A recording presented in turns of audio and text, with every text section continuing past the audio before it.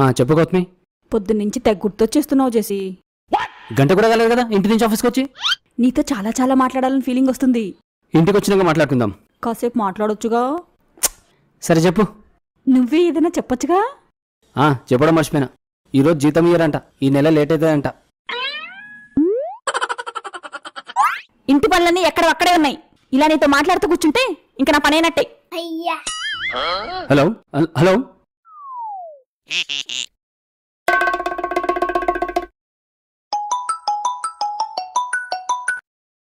చెప్పు. Salary late ఇస్తారని joke చేసిన. ఫోన్ పెట్టాక చూస్తే ఇంటి పనులన్నీ పొద్దునే అయిపోయాయి. పనులన్నీ అయిపోతే మూతి ముసుకొని మూలను కూర్చో. శాలరీ లేట్ ఇస్తారనేది జోక్ కాదు, నిజమే.